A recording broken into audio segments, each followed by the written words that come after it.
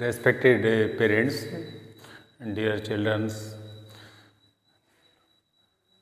today we are here in Sri Ram Adarsh Coaching Center for teaching to you some sentences, how we make the sentence in English.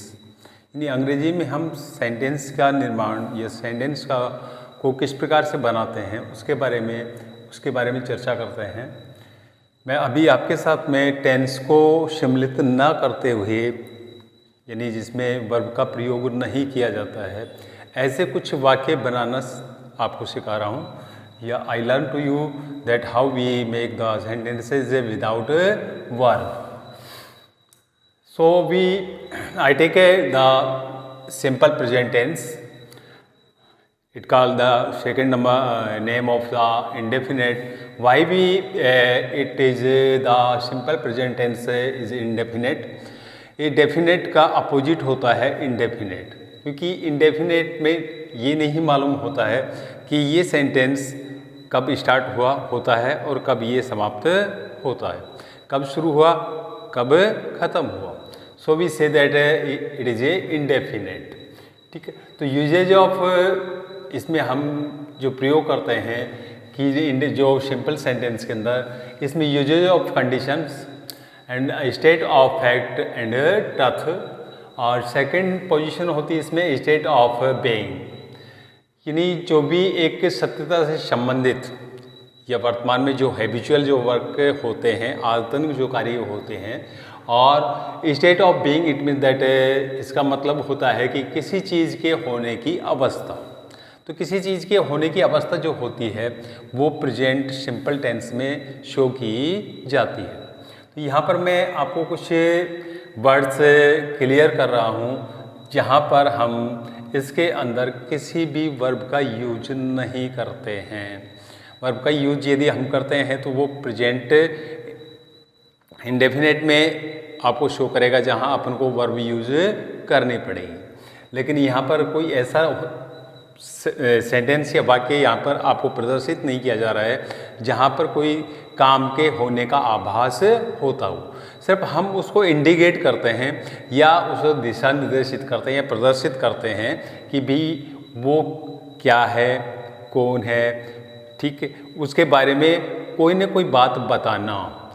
सो भी से इसीलिए हम इसको क्या कहते हैं कि ये क्या है आपके द स्टेट ऑफ बीइंग, यानी किसी चीज़ के होने की जो अवस्था होगी उसी से संबंधित इन वाक्यों का निर्माण किया जाता है। इसमें सिर्फ मात्र हेल्पिंग वर्ब का ही प्रयोग किया जाता है और प्रेजेंट से रिलेटेड है, वर्तमान से संबंधित है, इसलिए हम इसमें इज एम आर का ही प्रयोग करेंगे। सिंगुलर है तो हम उसमें इज का यूज करेंगे, प्लूरल है तो उसमें हम आर का प्रयोग करेंगे और आई के साथ में एम का प्रयोग किया जाता है। So that there are many sentences here. First sentence here that he is a boy. सिर्फ हम ओनली उसको शो कर रहे हैं।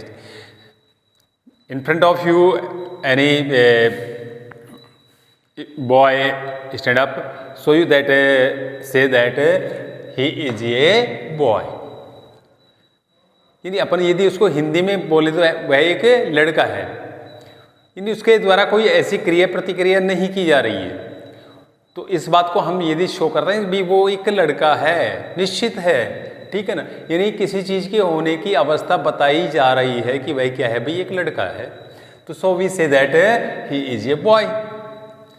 एंड नेक्स्ट है, अब उसी के बारे में सेकंड हम बात बताना चाह रहे हैं कि भाई he is 10 years old.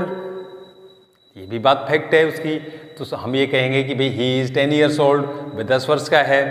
So we it is that present में ही सिंपल में है और इसमें भी हम स्टेट ऑफ बीइंग के अंतर्गत ही इस सेंटेंस को लिया जाता है। नेक्स्ट थर्ड में इसमें दे रखा है द सन इज हॉट। सूर्य गर्म होता है, हम उसकी अवस्था के बारे में बता रहे हैं तो स्टेट ऑफ बीइंग है। So we say that sun is hot.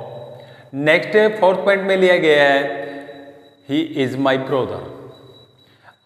कहीं दूर पे आए खड़ा हुआ है कोई और आपसे कोई पूछता है भाई वो कौन है, आप यही कहेंगे कि ही इज़ माई ब्रदर। उसके बारे में कोई क्रिया के बारे में नहीं बता रहे हैं, सिर्फ अपन शो कर रहे हैं कि भाई वो मेरा भाई है, तो he is my brother. Next है आपका 5th नंबर पे, ही is a good football player. He is a good football player. अब उसी अपने भाई के बारे में ही बता रहे हैं कि भाई वो क्या है, गुड फुटबॉल प्लेयर है, फुटबॉल का एक अच्छा खिलाड़ी है। हम उसके बारे में यानी स्टेट ऑफ बीइंग ही बता रहे हैं, किसी चीज़ के होने के बारे में बता रहे हैं, ना कि वो खेल रहा है इस समय फुटबॉल। खेलता है तब तो वर्ब आती है, क्रिया होती है उसमें, तो हम उसमें विदाउट वर्ब के ही हमने सेंटेंस की मेकिंग की है, बनाया है इसको। So we say that he is a good football player, only we use there is M and R. He is या here that singular subject, so we use their is. Next, my father is a teacher. Any person asks to you, कोई व्यक्ति आपसे पूछता है कि भाई आपके पिताजी क्या हैं, what is your father, so you say that in your answer, आप अपने उत्तर के अंदर आप क्या कहेंगे, he my father is a teacher, my father is a farmer, my father is a labour, my father is an engineer. To say that any professions of his or their father, so we say, you say that my father is a, जो भी आपका उनका profession है उस profession के बारे में आप बताएंगे। तो there is a no any verb use, so C and B use only there only helping verb is. My father is a singular word. Next point है आपका, the nature is the best friend of human. Nature प्रकृति, जो प्रकृति होती है is means है the best friend, सबसे अच्छी मित्र ऑफ ह्यूमन, मानव की। प्रकृति मानव की सबसे अच्छी मित्र मानी जाती है। ये प्रकृति के बारे में बताया गया है कि प्रकृति जो होती है मानव की सबसे अच्छी मित्र मानी जाती है। तो प्रकृति में कोई क्रिया के बारे में नहीं बताया जा रहा है, बट हम यहाँ पर उसके बेस्ट फ्रेंड के बारे में बता रहे हैं कि वो हमारे यानी मानवता के लिए, मानव के लिए क्या है, बेस्ट फ्रेंड है। So we say that the nature is the best friend of human. Next है आपका, the honest is the best policy. Universal truth है, सार्वभौमिक सत्य। सार्वभौमिक सत्य में भी को भी हम किस में शो करेंगे, प्रेजेंट में ही शो करेंगे, तो प्रेजेंट में शो करेंगे, बट इसमें यहाँ पर कोई वर्ब नहीं आ रही है। So we use there only helping verb is M and are. So the honesty is the best policy, we use there helping verb is. Next, I say to you that all of you they so on this way, इस प्रकार से you make, आप बना सकते हैं, you can make many sentences. से मैंने आपको कुछ sentences same words are right here and same words and words you use and complete the sentence.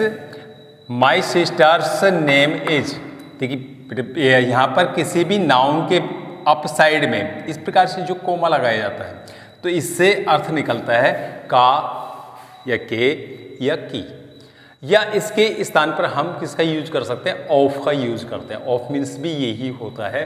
तो माई सिस्टर्स नेम इज, मेरी बहन का नाम है, सिर्फ हम उसको इंडिकेट कर रहे हैं, उसकी क्रिया के बारे में नहीं बता रहे हैं, ओनली हम उसके स्टेट ऑफ बीइंग के बारे में बता रहे हैं। So we say that my sister's name is, जिसे कुछ भी नाम बता दिया, जिसे राधा, राधिका, करिश्मा, जो भी आपकी बहन का नाम है उसका नाम यहाँ पर आप पुट ऑन करेंगे। नेक्स्ट, माई मदर इज ए, मेरी माताजी हैं। अब आपको कंप्लीट करना है, आपकी माताजी क्या है। आपकी माताजी टीचर हैं, आपकी माताजी डॉक्टर हैं, आपकी माताजी नर्स हैं, या आपकी माताजी घर का कार्य करती हैं, तो हम उसके लिए कह सकते हैं होम मेकर। ठीक है, तो यहाँ आप यूज क्या कर देंगे, यदि घर का कार्य करती हैं, गृहिणी हैं, तो हम यहाँ यूज करेंगे होम मेकर। तो so we say that my mother is a home maker. Next point है आपका यहाँ पे दिस इज ए। अब मैं आपको इनसे रिलेटेड कराता हूँ कि यदि कोई नज़दीकी चीज़ होती है, एक है, so we use there this. दूर है बट वन है, so we use there that. नज़दीक हैं, एक से ज़्यादा हैं, प्लूरल हैं, so we use word these. दूर हैं, मैंने आपके थिंग्स हैं या अदर चीज़ें हैं, so we use there those. So this and that singular, this and those are plural. यहाँ पर मैंने राइट किया है दिस इज ए। मैंने आपको यहीं पर बता दिया कि भाई ये दिस इज ए हैंड में लेकर के मैंने आपको बताया कि this is a duster, this is a duster. अब मेरे से दूर वहाँ पर एक चेयर है, मैं यहाँ उसको सेंटेंस को इन इंग्लिश से ट्रांसलेट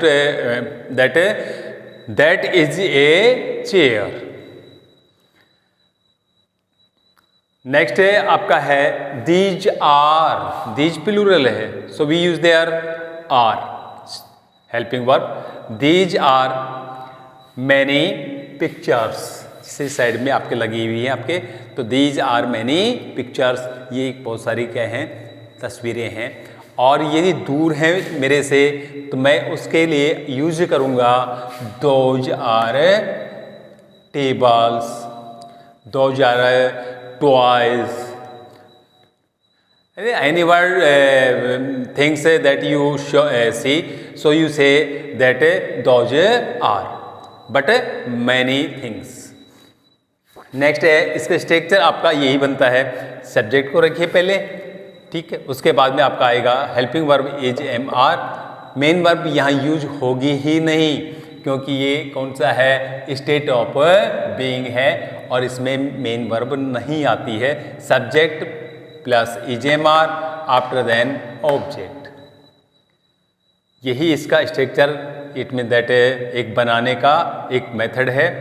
ठीक है, अब इसमें ये मैंने आपको शॉर्ट अभी कराया है, इससे आगे अपन जब बढ़ेंगे नेक्स्ट डे तब आपको बताएंगे कि ऐसे सिंपल नहीं हैं, उनमें कुछ वर्ब्स आ रही हैं, तो वर्ब्स को हम किस प्रकार से उसको डिवाइडेशंस करेंगे कि भी ये, क्योंकि अपन समय को 3 पार्ट में डिवाइड करेंगे। ठीक है, 3 पार्ट को, क्योंकि टेंस होता है वो, चलो कल की बात है, कल करेंगे आपसे, ठीक है ना। बट मैं आपको एक बातें और क्लियर कर देता हूँ, क्योंकि अभी आपके फोनिक्स मैं चलाता ही रहूँगा। Many words are hard for you for reading and write to spellings. आपको स्पेलिंग बनाने में और उनको रीड करने में आपको प्रॉब्लम्स होती हैं। So we I here that by for phonics start word if Y, so sound य, जिसे वाई एस, यस ये बोला है अपने, वाई ए के या ये का प्रोनाउंसिएशन किया अपन ने। But after end of the word, शब्द के बाद में आपके यदि ई और वाई आता है, क्या आता है आपका ई वाई, तब हम उसमें ई का ही प्रोनाउंसिएशन करेंगे, उसमें ई वाई को ना, वाई को ये न बोल करके। जैसे आपके सामने लिखा हुआ है MONEY, क्या हो गया, मो एन ई वाई नी, ने के ई की मात्रा लगा देंगे तो क्या हो गया मनी। KEY के ई की मात्रा लगाएंगे, की DO सॉरी NKEY, तो what we say that donkey, and there is MONKEY monkey, and there is HONEY honey. So we say that EY pronunciation E, honey, money, key, donkey and monkey. अब इसी से related मैं one word या one sound आपको Y से related और बता रहा हूँ। यदि ए के साथ में लास्ट ऑफ द वर्ड यदि ए के साथ में वाई आता है तो हम उसे ए ही बोलते हैं, तब हम ई नहीं बोलेंगे। ई के साथ में वाई आता है तब हम ई बोलते हैं, बट ए के साथ में वाई आता है तो हम उसको ई नहीं बोलेंगे या उस ई का साउंड नहीं निकालेंगे, ई का प्रोनाउंसिएशन नहीं करेंगे, ठीक है। तब हम उसका प्रोनाउंसिएशन करेंगे A A A A. That there is a some words are D A Y, D D A Y A. तो what we say it that of the word day.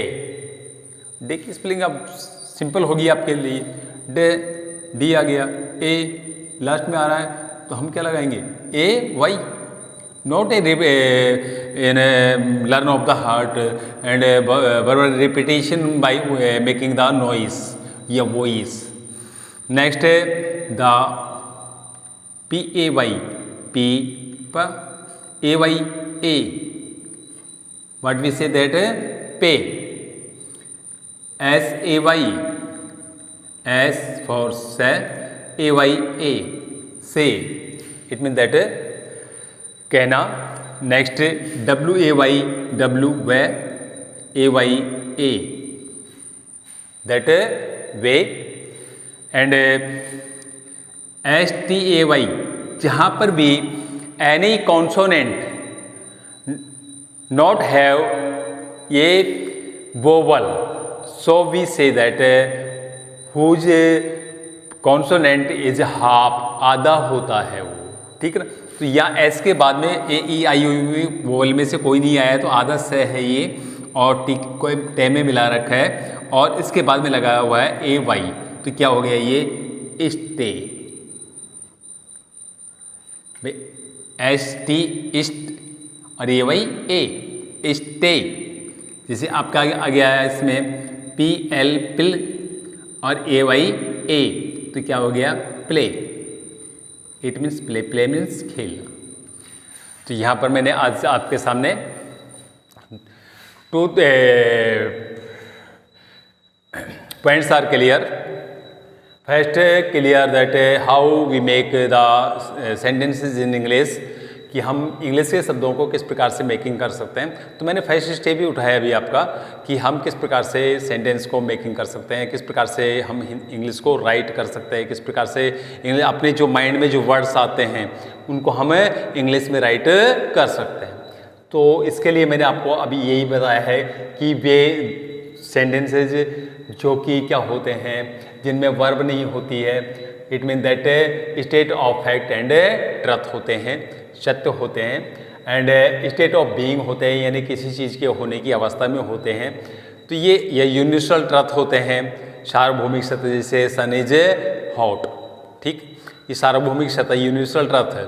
तो ऐसे शब्द जब वाक्य आते हैं तो हम उसमें को प्रेजेंट में ही शो करते हैं, उसको दूसरे टेंस में शो नहीं करते हैं। तो यहाँ पर मैंने आपको विदाउट वर्ब के वर्ड्स मेकिंग करना आपको बताया है, और आप इस बात को अंडरस्टैंडिंग आपने कर भी ली होगी।